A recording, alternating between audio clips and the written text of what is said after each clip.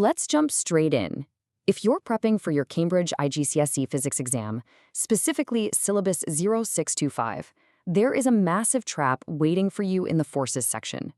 We're skipping the fluff today because I need to warn you about a really popular revision shortcut. It feels completely natural, but honestly, it's straight up costing you crucial grade boundaries. Picture this scenario. An object has a mass of exactly 1 kilogram. What is its weight in space? Now, if your brain just instantly shouted 1 kilogram, well, you've just fallen headfirst into the examiner's absolute favorite trap. And this right here is exactly why ordinary surface-level revision completely fails.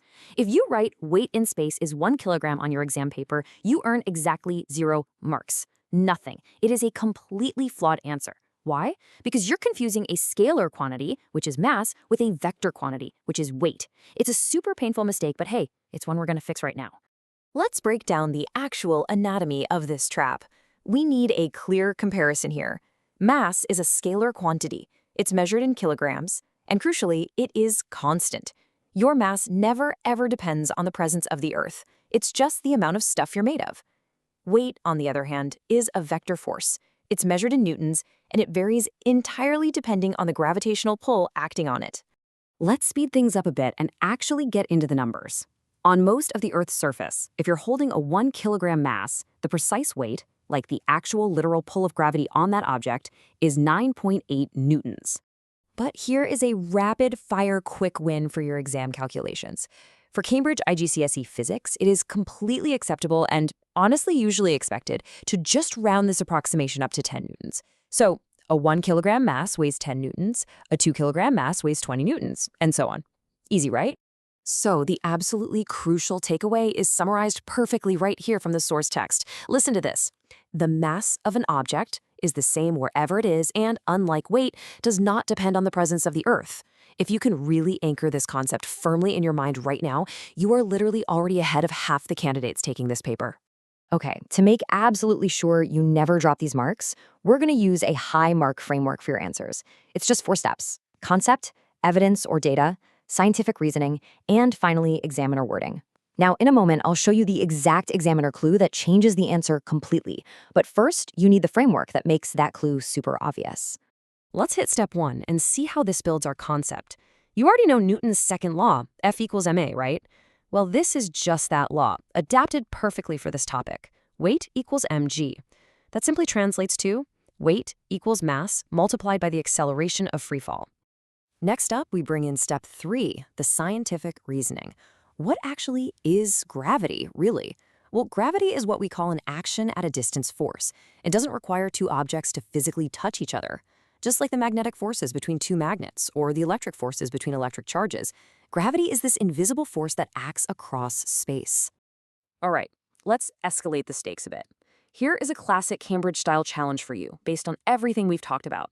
We know the moon's gravity is 1/6 of Earth's. So what does a 12 kilogram mass weigh on Earth, and what does it weigh on the moon?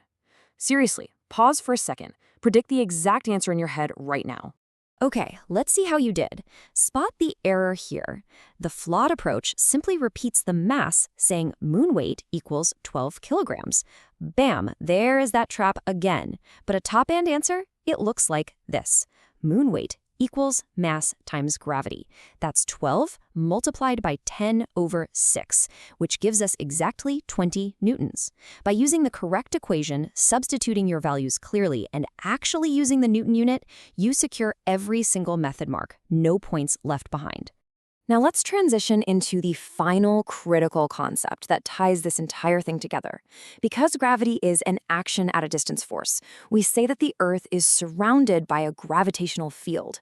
And this is quite simply the space surrounding Earth where a mass experiences a force. And boom, here is the payoff to that open loop from earlier. When you are asked to define gravitational field strength on your exam, this is the exact mandatory wording the examiner is looking for. You must write force per unit mass. Don't use vague, wordy explanations. This specific 4-word phrase is your literal golden ticket to full marks. And it totally makes sense why that wording is so strict. Notice how rearranging our core formula perfectly mirrors the examiner's definition. If we take W equals mg and rearrange it, we get G equals W divided by M. Gravitational field strength equals force divided by mass, force per unit mass. See? The mathematical evidence and the conceptual reasoning link together perfectly. It's like a puzzle snapping into place. Let's lock all of this in with a high-stakes examiner's correction checklist. If you want to stop dropping simple grades, you've got to follow these rules. Number 1, always include your units. And remember, that's newtons for weight, not kilograms. 2, never, ever confuse mass and weight in your written explanations.